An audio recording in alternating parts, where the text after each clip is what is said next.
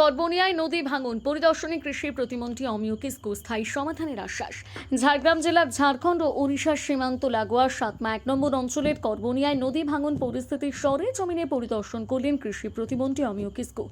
নদী ভাঙনে ক্ষতিগ্রস্ত এলাকা ঘুরে দেখার পাশাপাশি স্থানীয় বাসিন্দাদের সঙ্গে কথা বলে তাদের সমস্যার কথা শোনেন তিনি।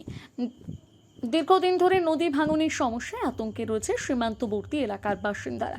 নদী ভাঙনে একদিকে যেমন চাষের জমি ক্ষতিগ্রস্ত হচ্ছে, তেমনি নদী পাড়ের বসত বাড়ি নিয়েও তৈরি হয়েছে উদ্বেগ। এদিন করবনিয়ায় পৌঁছে নদী পাড়ের পরিস্থিতি খতিয়ে দেখেন মন্ত্রী এবং স্থানীয়দের কাছ থেকে ভাঙনের সমস্যার বিস্তারিত খোঁজ নেন।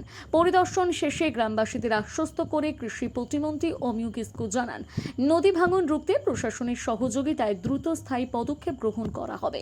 বিপদের সময় সাধারণ মানুষের পাশে দাঁড়ানোই সরকারের অন্যতম অঙ্গীকার বলে জানান তিনি। মন্ত্রীর সরেজমিনে পরিদর্শন এবং স্থায়ী সমাধানের আশ্বাসে কিছুটা স্বস্তি ফিরেছে ভাঙন কবলিত এলাকার বাসিন্দাদের মধ্যে। দ্রুত নদী ভাঙন রোধে কার্যকর পদক্ষেপ নেওয়া হবে, এই আশায় নতুন করে আশার আলো দেখছে স্থানীয়রা।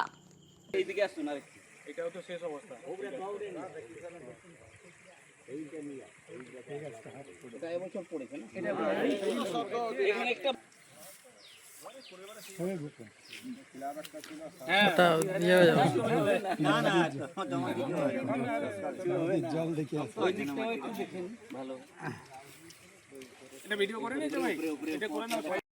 এইখানে চিন্তা করুন, 50% মাঝখানে দিলীপ ঘোষ আমাদেরকে শাখা শিখাতেন।